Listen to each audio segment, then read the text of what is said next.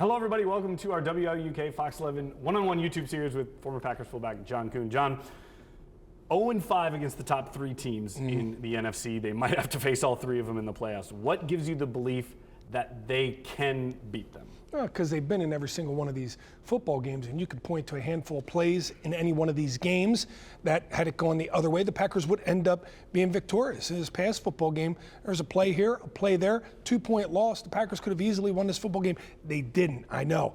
0-5, that's not great. You would have liked to have had a staple win throughout the course of the season, but there's a little something Matt LaFleur can do. He can use that as a motivating factor for this team moving forward, because nobody's going to pick them to beat the Eagles. Nobody's going to pick them to beat the Lions or the Vikings. So you can use that as internal motivation going forward here in the playoffs.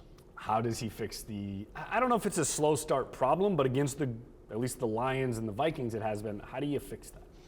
You got to get guys to be more detailed. You got to be fundamentally sound. Josh Jacobs can't put the football on the ground, and Josh knows that. He took accountability after the football game. You can't have a penalty when the game is hanging in the balance there in a 2-minute drill that takes a first down at the 50-yard line and turns it into a punt. And, coincidentally, they go down the field and kick a field goal right before half. So you can't do those little things. Those are the 1 to 2 plays that I'm talking about. If Josh Jacobs doesn't fumble, maybe they score on that first drive. If you don't have that illegal formation penalty, maybe you score going into halftime instead of the Vikings scoring going into halftime. Those details are how great or good teams become great. When the Packers start doing that, they will be one of those teams. You played on a lot of teams that played in the playoffs. Does this team remind you of any that you played on? Every team has their own identity. It reminds me of all of them that I played on, and it reminds me of none of them that I've played on, quite frankly, to tell you the truth, because, they're good enough that you can see them beating any team, right? But I don't know if we're going to pick them to beat a Philadelphia Eagle team in the first round, because they haven't shown us it yet. If they'd have shown us that during the regular season like they did last year with the Kansas City Chiefs and the Detroit Lions, it'd be a lot easier to get behind them. We all believe it. We all know it. We all see how good and talented this team is. But we need to see them do it to the fact of a victory against one of these good teams. Do they need, obviously they don't have a chance to do it anymore. You're not going to get a signature win in Chicago. But does it matter that they didn't get it in the regular season?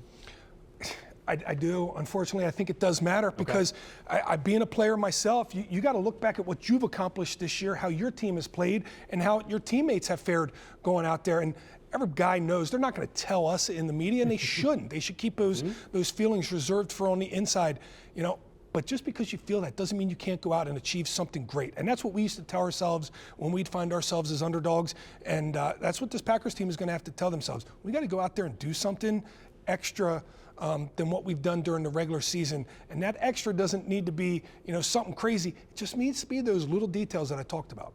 If the Packers are to have success in the postseason, who, in your opinion, is the biggest X factor?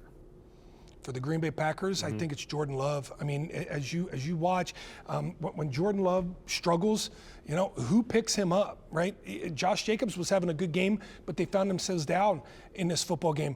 I think Jordan Love needs to be on. He needs to be hot for this football team in order to go far. It's a really tough, if they end up the 7 seed, that is a tough draw. Going to Philadelphia, then maybe Minnesota, then maybe Detroit, all in a row. But hey, like you said, who cares if you don't have a signature win? You want it, but signature wins matter more in the playoffs than they do the regular season. You know what? It's a tough draw. We know it's a tough draw, but imagine that story as it writes itself out. You beat the Eagles, you lost to them in the regular season. You beat the Vikings, you lost to them twice in the regular season. You beat the Lions, you lost to them twice in the regular season. I mean, you can't write it any better than that. And it's kind of lining up like your road to the Super Bowl. Start with the Eagles, play the 1 seed, and then play an NFC North opponent. Yeah, and this team's going to look at this, and they're going to understand how difficult this road is. And if they put in the time at practice and they really dial in to those little nuances, those little things we talked about, each one of these teams sitting out there, they're not perfect now. Right? You got all those injuries that the Lions have. You got Jalen Hurts dinged up right now. There have been some weird things going on within their locker room in Philadelphia.